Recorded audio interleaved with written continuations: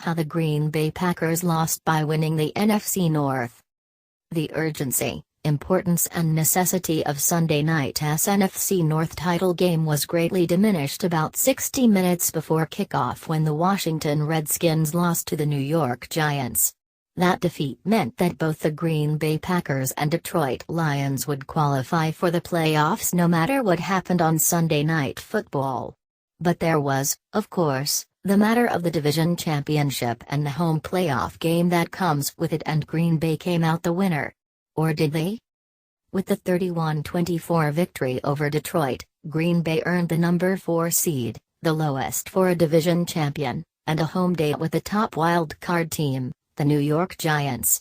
By virtue of their loss, Detroit snuck into the playoffs as the second wild-card team, just ahead of the Redskins. As a number 6 seed, the Lions will travel to the home of the third-seeded Seattle Seahawks for their wild-card game next weekend. In theory, there's no debate here. Of course you want the division title and a home game. This isn't the NHL we're talking about. The Packers get a game at Lambeau Field, the greatest stadium in the NFL, where the weather and the fans provide such a great home field advantage that the team went 65 years without a postseason loss on the frozen tundra. The Lions, meanwhile, have to go halfway across the country to play in the stadium that has provided the best home field advantage in the NFL in recent years. If only it were so simple. Green Bay hosts the Giants, who went 11-5 in the best division in football and have allowed 10 points of fewer in 3 of their past 4 games.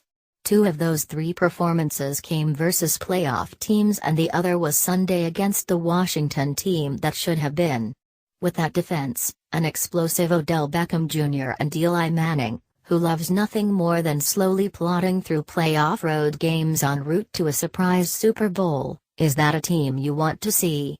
Green Bay knows the answer, as 2 of those 5 Giants road wins came at Lambeau in 2007 and 2011, the years Manning won his 2 Super Bowls.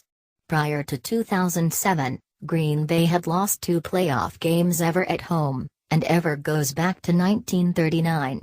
In a 5-year stretch, Eli Manning and the Giants doubled that. Meanwhile, the Seahawks barely beat a 49ers team that was playing in the midst of a palace coup. Yes, they were 7-1 at home and a less than mediocre 3-4-1 on the road, proving the importance of CenturyLink Field, but 6 of those 7 wins were against Miami, San Francisco, Buffalo, Philadelphia, Carolina, and Los Angeles, no murderous row.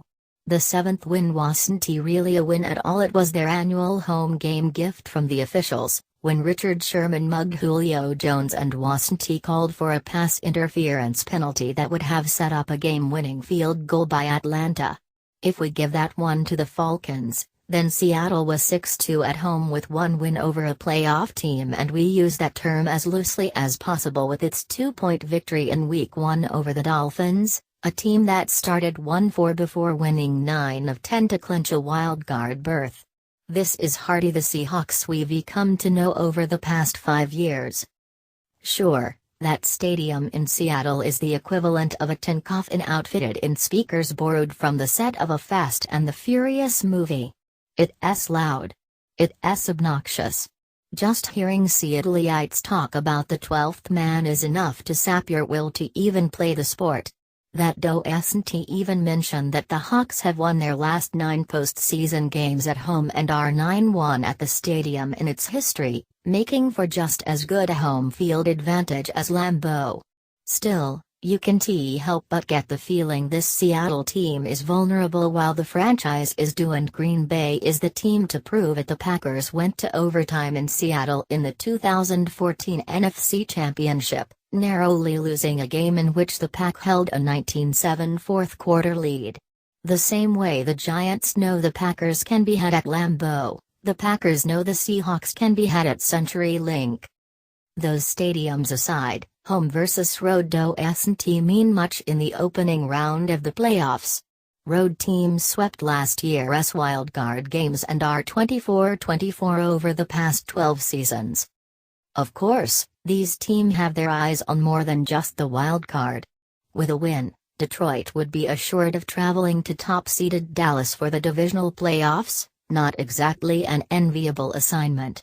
But if Green Bay wins its game and the Lions don't, the Packers would travel to Dallas, and Seattle would play at number 2 seed Atlanta. It's about a 50-50 shot Green Bay will have to play at Dallas anyway, not that the Cowboys are the end-all, be-all of the NFC. Winning at the Georgia Dome isn't exactly an easy task either. The only game that matters is the one in front of you, but if you really look ahead type, like all those Redskins fans who spent this week figuring out where they'd travel as that number 6 seed, the scenario looks like this. Number 4 Green Bay, versus Giants, at Cowboys or Falcons. Number 6 Detroit, at Seahawks, at Cowboys. I am taking the worst draw every time. The Packers are on a 6-game winning streak and Aaron Rodgers may have just clinched the MVP with a 4-touchdown night in Detroit. Who or where they play may be irrelevant. But it's now the NFL playoffs and nothing will come easy nor will anything be handed to you. The Green Bay Packers were going to have a tough ride to their ultimate destination Houston on February 5 for Super Bowl no matter what happened on Sunday night. It just so happens that the tougher ride came with the spoils of victory. So if Green Bay lost by winning, did Detroit win by losing? Not so much. The Lions have lost 3 straight games and didn't defeat a single team in the 2016 playoff field. At this point, I am not sure I'd pick them to win their wild card game even if they somehow got to host the Browns.